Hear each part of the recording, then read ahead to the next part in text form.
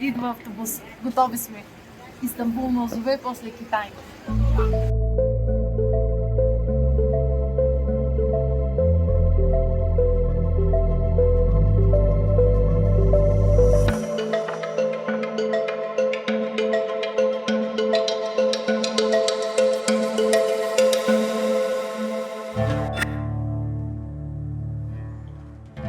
Всички раздадоха едни турбички, де пише duty free, а на нас не превърниха за...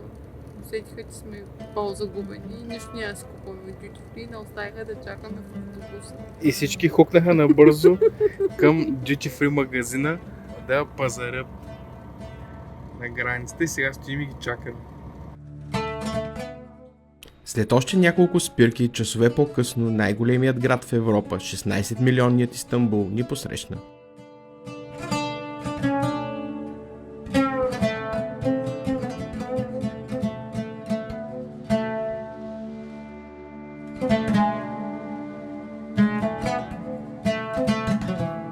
И ето го нашето апартаментче в Истанбул.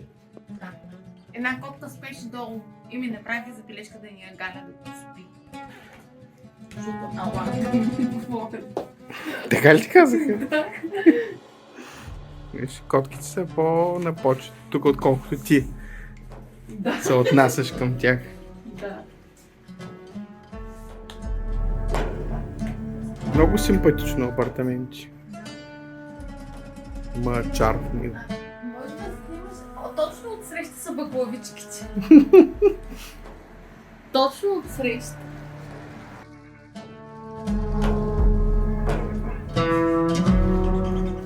И банята. И сега ще излезем да хапнем някъде навънка. Кипи живот в момента. В центъра на Истанбул.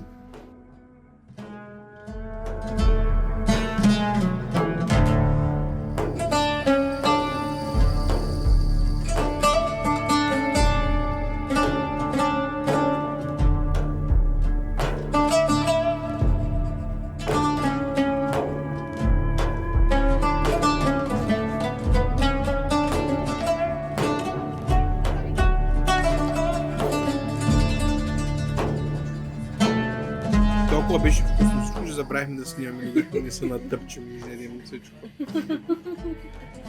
Но сега пием чай, комплимент от заведението. Много вкусна беше храната, много сме доволни. Да, ето Храната в Истанбул. казва са, Това не е платена промоция. ако някога и някъде идвате, Бона кафе ресторант. 4,9 оценка в Google. Наистина се заслужава.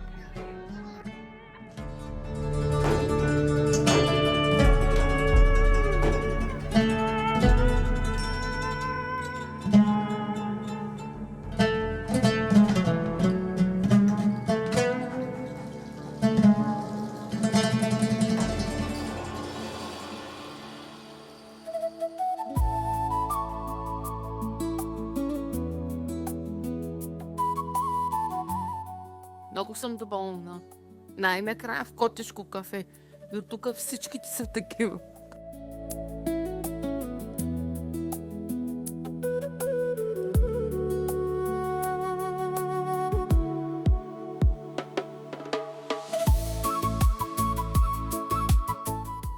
Въпреки дъждовното време, нямаше как да останем в хотела в един от най-туристическите градове в света. След синята джамия стигнахме и до може би най-впечатляващата атракция в Истанбул. Базиликалната цистерна е инженерно чудо от 6 век, поддържана от 336 9-метрови мраморни колони, които й придават вид на потънал дворец. Тя е способна да съхранява внушителните 80 000 кубични метра вода, разпределени върху площ от близо 10 000 квадратни метра.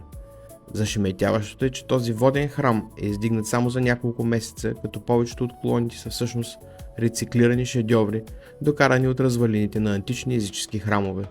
Най-голямата й загадка са двете антични глави на Медуза, поставени като основи на колони, едната обърната настрани, а другата надолу, за да неутрализират според преданията смъртоносния й поглед.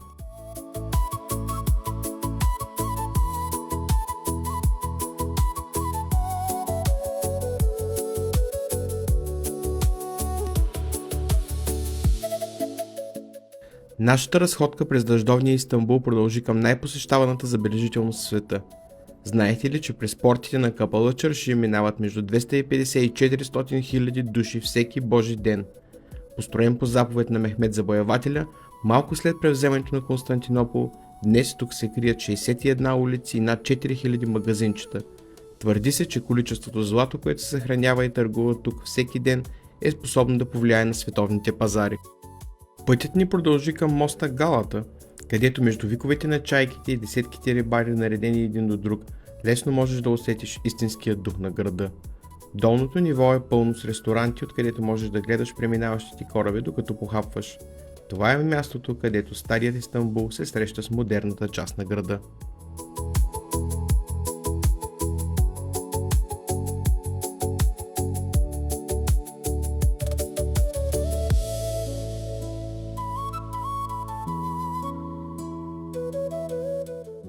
Време беше за покупката на малко традиционна баклава и за вечеря, защото утре ни чакаше много тежък път.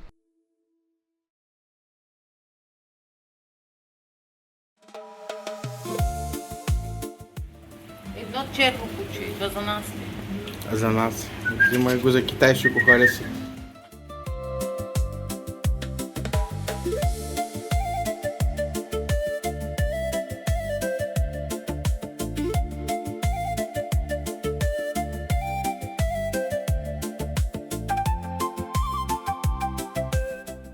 Летището на Истанбул е едно от най-натоварените в света, което свързва буквално всяка точка на планетата.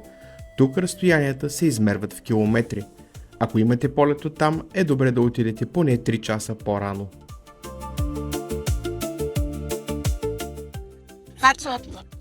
Ето на всичките сме тук.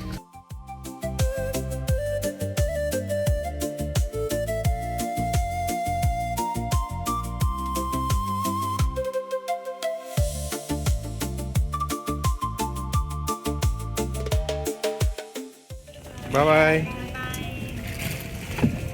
How is goodbye in Chinese? 再见， Цайче! 再见。再见，拜拜。 Цайче!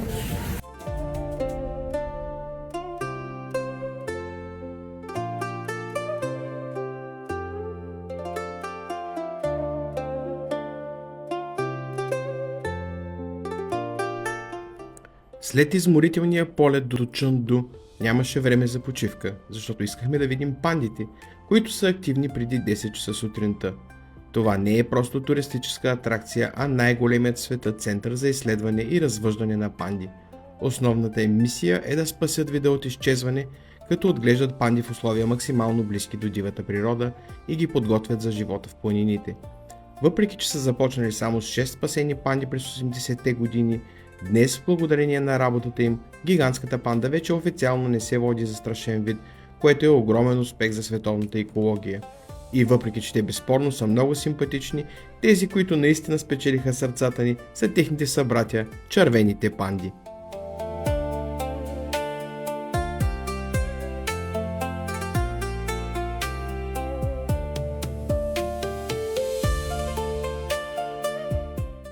След кратка почивка в хотел до летището и похапване на самото летище, беше време да се отправим и към нашата финална дестинация – тропическия рай на Китай, остров Хайнян и град Саня.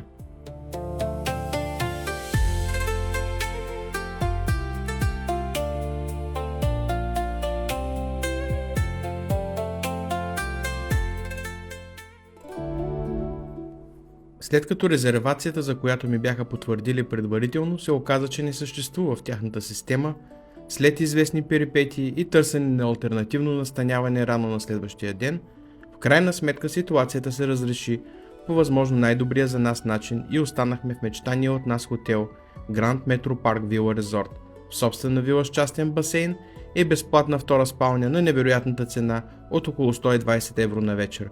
Комплексът е огромен, а придвижването на гостите се извършва с голф колички. Настаняването в Китай е изключително достъпно и стандартна двойна стая в 5-звезден хотел е около 50 евро или дори по-евтино. Пространствата с голяма квадратура и много удобства. Храмовият комплекс Наншан е едно от най-впечатляващите духовни места в Китай, разположено на около 40 км от Саня. Това е не просто един храм, а огромна паркова зона, посветена на будизма.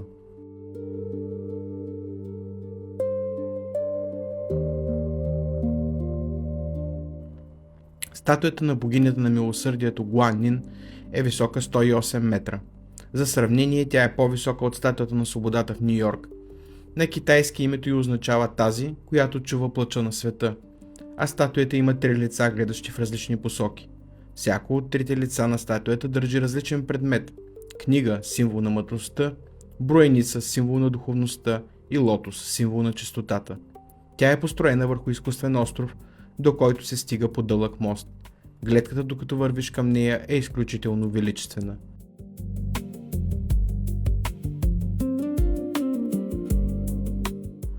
Комплексът е известен с красивите си тропически градини.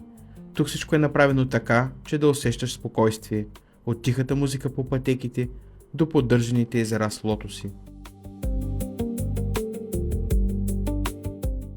Самият храм Наншан е духовното сърце на целия комплекс. Храмът е построен в стилистиката на династия Танг, една от най-могъщите в историята на Китай.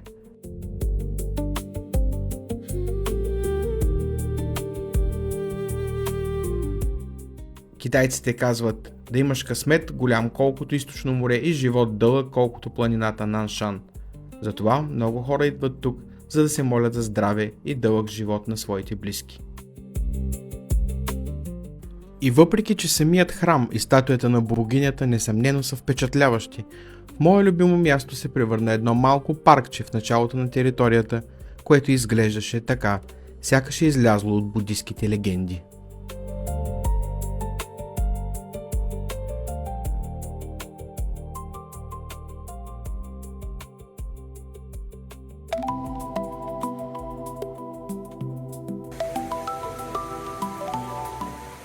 На следващия ден се отправихме към тропическия парк, който се намираше в нашия залив, и към стъкления мост, от който се откриват спиращи дъха гледки към него.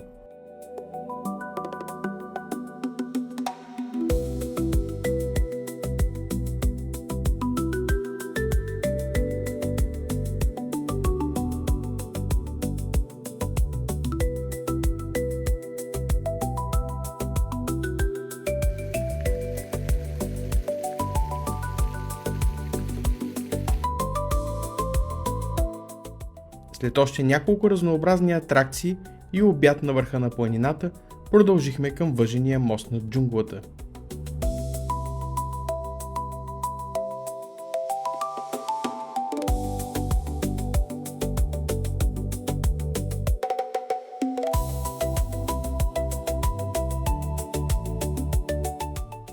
Пътят ни продължи през множество красиви места към долината на орхидеите.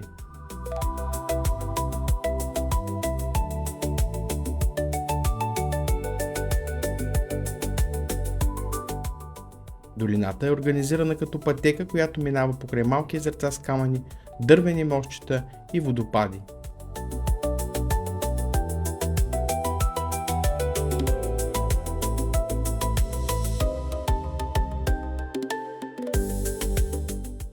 Тук са събрани хиляди екземпляри от десетки видове орхидеи.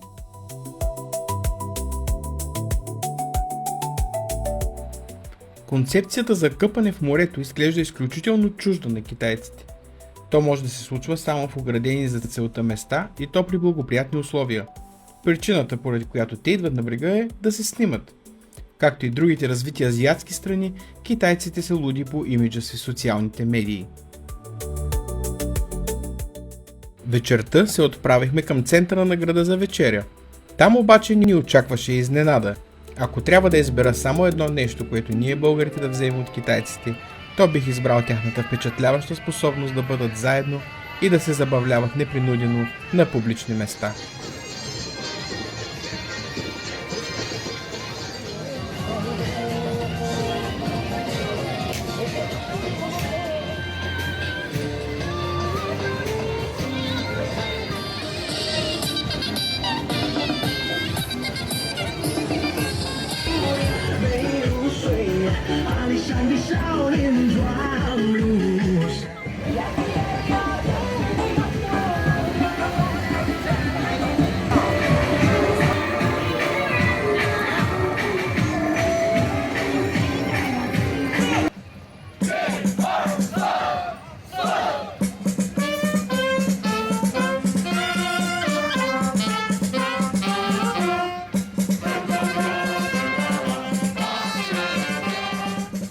Все още под въздействие на видяното се отправихме в търсене на място за хапване и попаднахме на малко семейно ресторанче. Храната беше изключително вкусна, а цените по ресторантите в Китай са невероятно ниски. Придвижването ни през цялото време ставаше чрез апликацията Didi, която е подобна на Uber в западния свят, а цените са изключително ниски. Стандартната такса е 1,50 евро на повикване и около 30 евроцента на километър. Уджиджоу е много популярна туристическа дестинация, която предлага огромен набор забавления.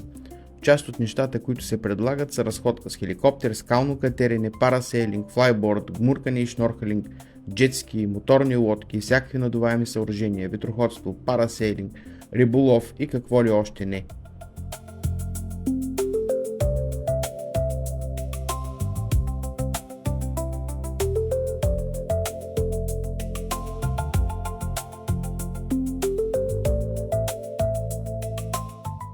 Първите 2 часа на острова минаха в разходка и опит да разберем какво точно включва VIP пакета, който сме си купили. Комуникацията в Китай е доста бавна и всичко минава през преводачите на телефоните, тъй като никой не говори чужд език.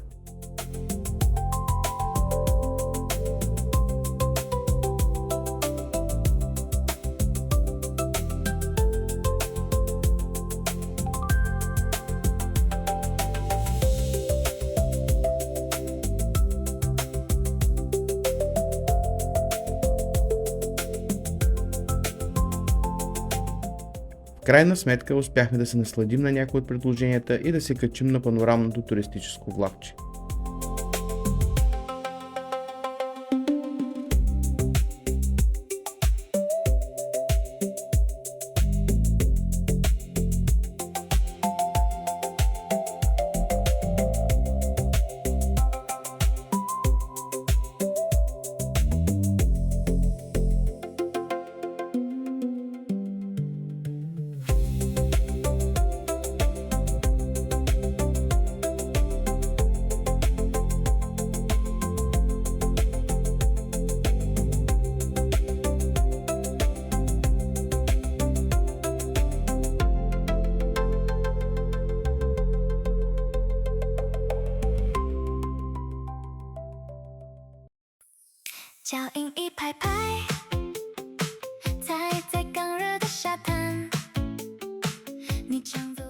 Тъй като синът ни е голям фен на сърфа, нямаше как да не се отбием и до сърфисткото селище в залива Хоухай.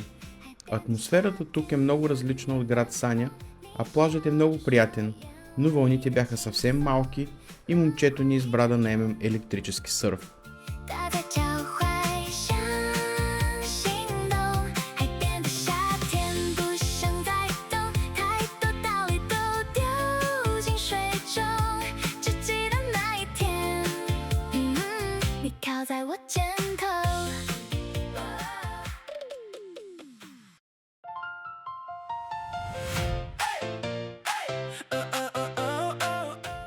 Търговската улица, която беше на около 2 км от нашия хотел, беше чест избор за завършек на вечерта.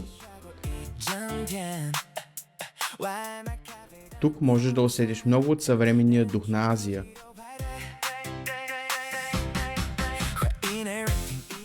По улиците е пълно с десетки ресторанчета, магазинчета, павилиони и атракциони. Зоната оживява след залез. Тогава става изключително цветно и шумно, а атмосферата е много ваканционна. Почистването на ушите в Китай е нещо много повече от хигиена. Това е древно изкуство, културна традиция и вид терапия, която местните обожават. Прави се навсякъде по улиците. Честно казано, има моменти, в които сетивата на човек, свикнал на спокоен живот, се претоварват. Всичко свети, мига, пее и ти говори, във въздуха се носят екзотични аромати, а по рафтовете се е ширнала непозната за нас храна.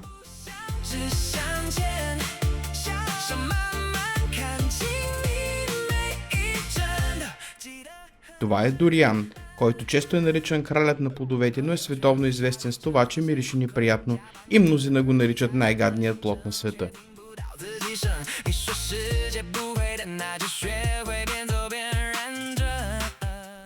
Нямаше как да не се отбием в традиционните за Азия зали, изпълнени с десетки машини с щипки или други методи за печелене не само на плюшени играчки, а и на електроника, фигурки, картички, храни, напитки и дори живи рибки.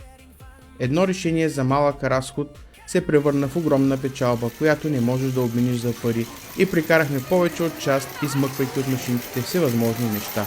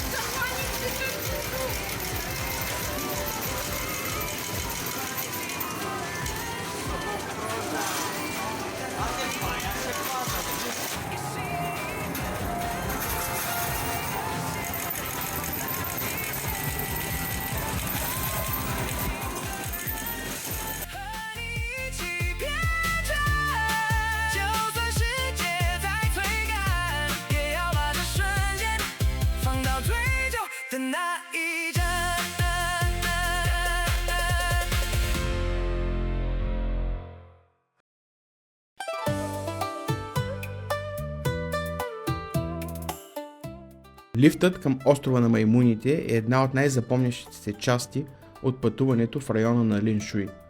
С дължина малко над 2 км, това е най-дългият лифт над океана в Китай.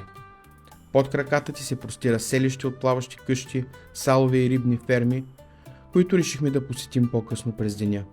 Това са хората от етноса Дан, често наричани морските цигани на Китай, които прекарват целия си живот върху водата. Островът на маймуните е всъщност полуостров, но заради изолацията и начина, по който се стига до него, всички го наричат остров. Това е единствения в света държавен природен резерват за защитени макаци. Там живеят над 2500 макака в естествена среда. Те са изключително интелигентни и са свикнали до такава степен с хората, че изобщо не се притесняват да позират за снимки или да се опитват да ти откраднат храната. Ако чуят шумолене на найлоново пликче, те са готови да те преследват за съдържанието му.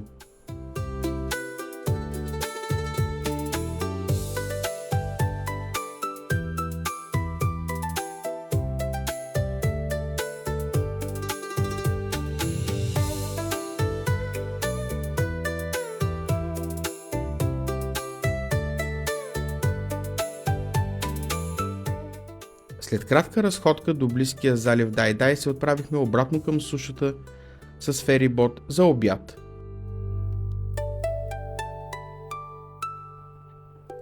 Хотпот или хуоглоу, буквално огнена тенджера, не е просто ястие, а социално преживяване.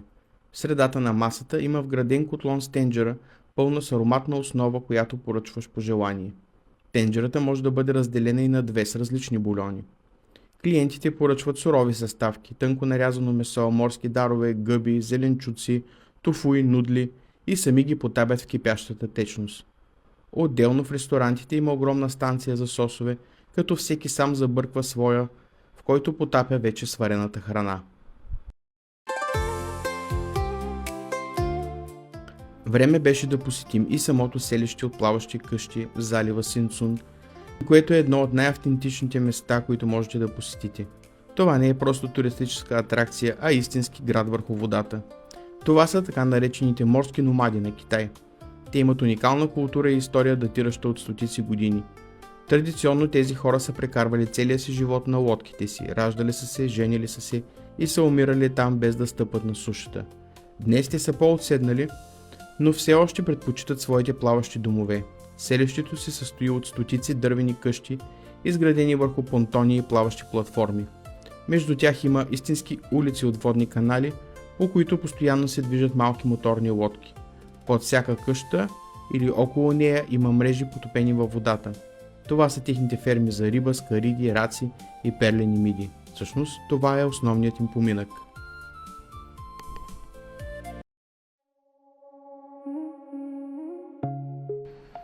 По време на нашето посещение град Саня активно се готвеше за домакинството на 6 азиатски крайбрежни игри, а талисман е сърничката, символ на града.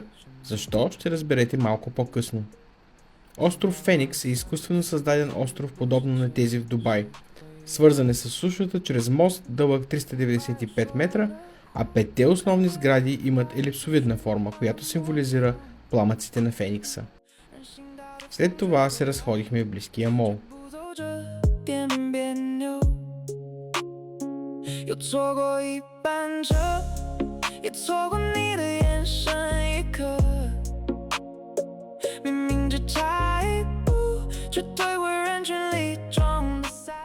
Прави впечатление, че в Китай животните се третират по-скоро като някаква форма на играчки, които служат за забавление. Това пък е детски кът, който е комбиниран с зоомагазин.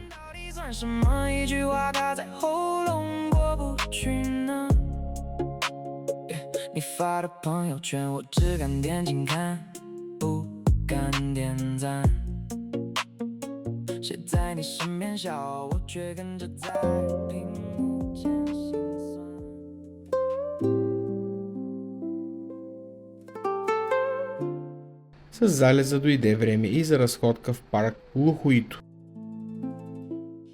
Името му буквално означава сърната, която обръща глава.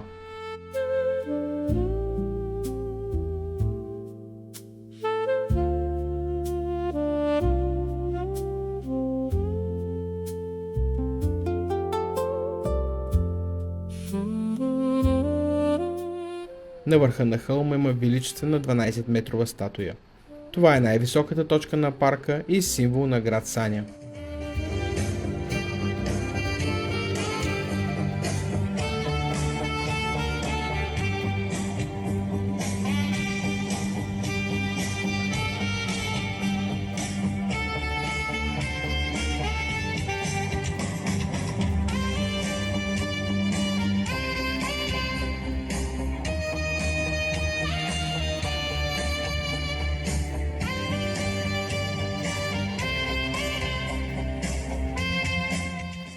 Всичко това, което виждате днес, започнало с един поглед на сърна преди хиляди години. В планините на Хайнян живял смел и изкусен ловец. Един ден той видял златна сърна, която изплашена побягнала към морето. Той я преследвал 9 дни и нощи и накрая те стигнали до ръба на стръмен хълм, надвесен над Южно-Китайско море. Когато ловецът опънал тетивата, сърната спряла и обърнала глава към него. В този момент тя се превърнала в прелесно момиче. Оказало се, че девойката е дъщеря на небесния император, която се влюбила в земния свят. Двамата заживели заедно на хълма, превърнали го в плодородна земя и дали началото на град Саня, градът на любовта.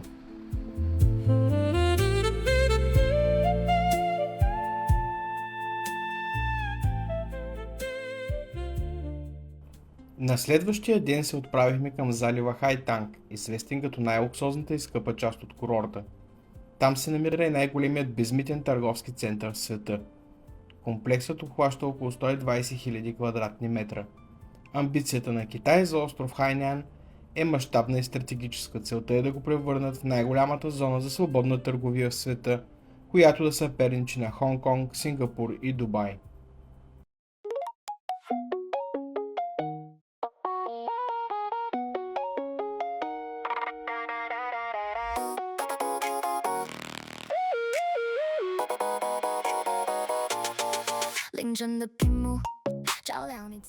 Роботите са навсякъде в Китай, от помощници в ресторантите и хотелите, до продавачи в магазините или бармани, които правят напитката, която си поръчал.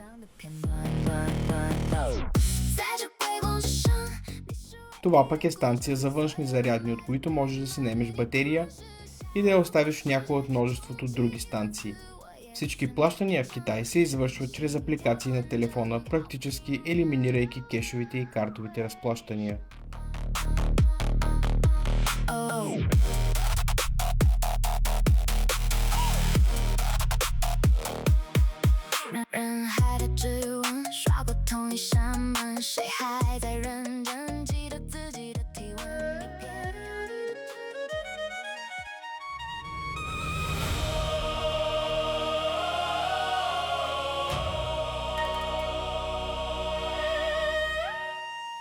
Не ни стана много ясно защо паркът е свързан с романтиката, освен че е запазена марка на града.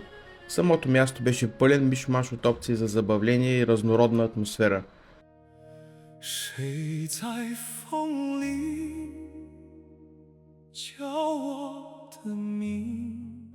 Тук беше и най-странната атракция, която някога съм посещавал, в която просто ни валя дъжд. Имаше и къщи на ужасите, виртуално пространство, долина на елфите, традиционни зони посветени на местното население и какво ли не.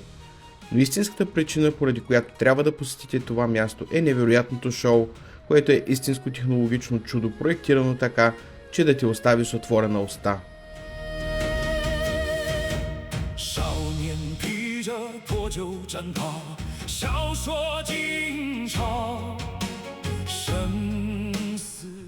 Трудно ми е да ви покажа мащаба на залата, която може да побере около 4700 души.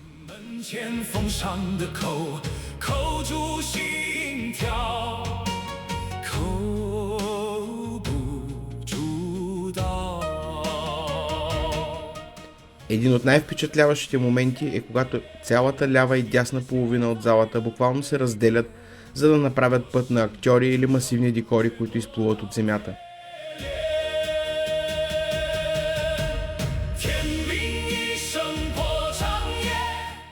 В даден момент интелигентна водна стена, съставена от хиляди дюзи, контролирани от компютър, разделя залата вертикално.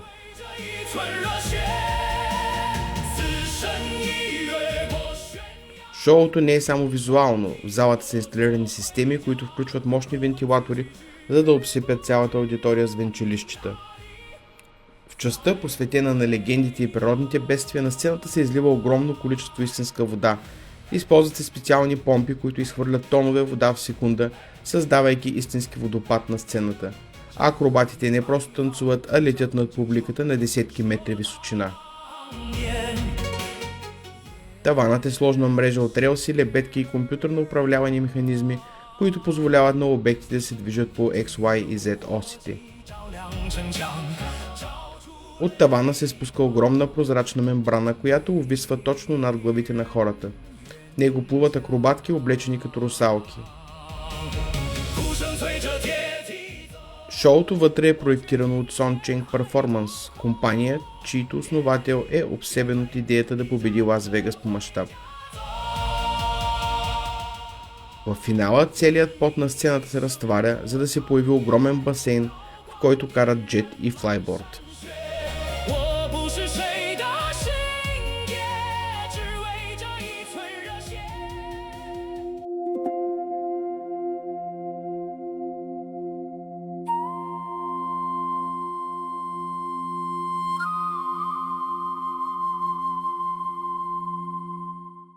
Името Шънлунгу означава долина на магическия дракон.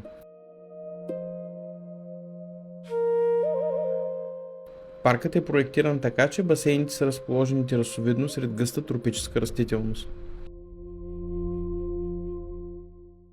Десетки различни топила съдържат вода с женшен, зелен чай, хризантеми или дори мляко и кокос. Най-любим ни беше басейна с рибки, които почистват кожата. И преди да отлетим обратно за Чънду, реших да ви покажа и няколко неща, които ми направиха впечатление, но не намерих място за тях. Бидейки на тропически остров, имахме възможност да опитаме множество екзотични плодове. Магазинчетата в Китай е прието да ти измият, изчистят и нарежат плодовете, за да са готови за консумация. Това пък е древен ритуал за почитане на предците, при който изгарят духовни пари и хартиени макети на вещи, за да бъдат изпратени на близките в отвъдното. Бетел, който се продава на много места, е плодът на арековата палма, който се дъвчи заради ефекта му, подобен на силно кафе или никотин, и загрява тялото. Вероятно ще ви е любопитно да видите какво представлява един типичен китайски магазин. Можете да откриете пилешки крачета навсякъде, а много от продуктите са със странни за нашите разбирания вкусове, като например чипс с вкус на краставица или лайм.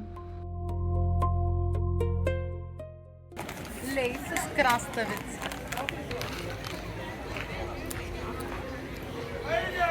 Какъв вкус има? Все едно с пържен чипичка ядеш. Нещо, което силно ни изненада, бе наличието на противогази в хотелите. После разбрахме, че това е от гледна точка на пожарната безопасност, а по същата причина можете да откриете и фенерче.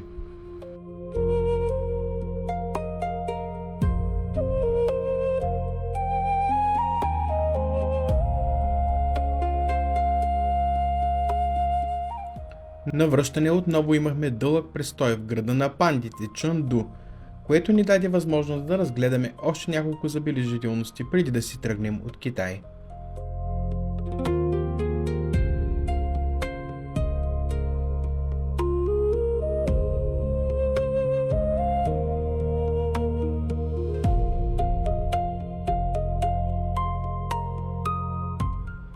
Това не са просто улици, а последните останки от градът на манджурите, построен през 1718 година за елитните войски на династията Цин.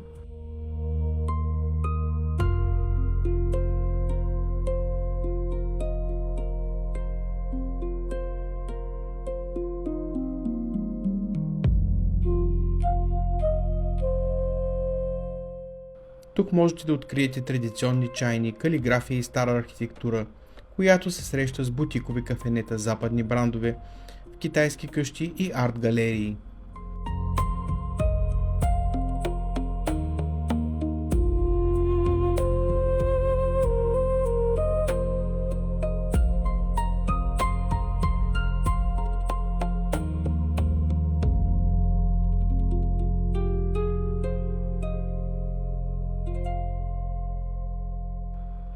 Народният парк в Чанду е мястото, където можете да усетите истинския дух на града и неговата концепция за бавен живот.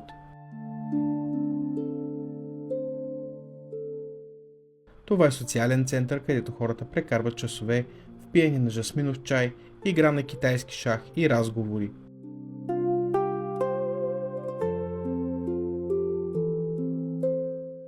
Можете да видите групи от хора, които практикуват тайчи, пеят в хорове, танцуват или пишат калиграфия с огромни четки.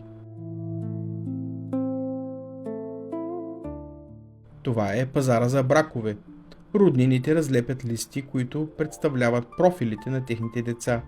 Информацията е чисто прагматична и включва ръст и тегло, година на раждане, образование и доходи, както и притежание на имот или кола.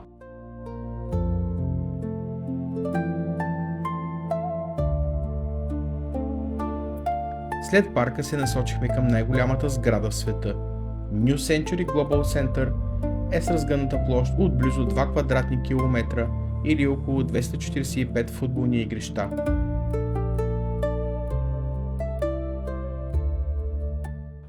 Поради ниските цени на нощувките в Китай, можахме да си позволим почивка в хотел Интерконтинентал, разположен в самата сграда.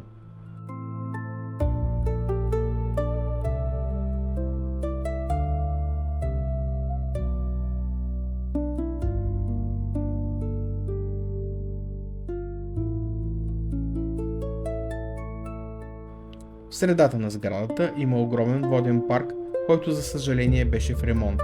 Това е най-големият LED екран в света. Той е дълъг 150 метра и висок 40.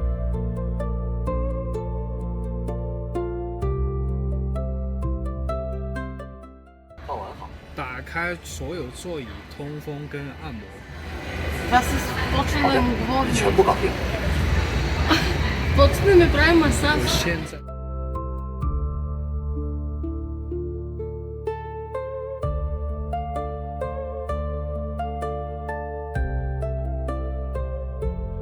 Вечерта излязохме на кратка разходка до кулата на живота, която се намира в непосредствена близост.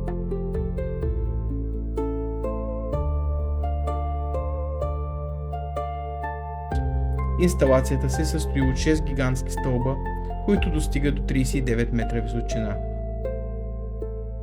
Стълбовете са покрити с LED екрани, които пулсират в синхрон с музиката, която се чува.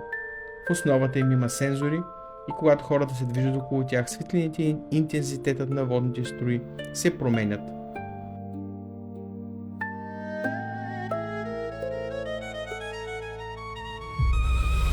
В Китай времето тече по два начина едновременно. В спокойното темпо на хората в парка и в шеметната скорост на мегаполиса. Тръгваме си от тук с усещането, че не просто посетихме друга държава, а надникнахме в един паралелен свят. Това е страна, която те кара да се чувстваш малък пред нейните мащаби. Това беше едно приключение, което промени представите ни за възможното и ни остави без дъх.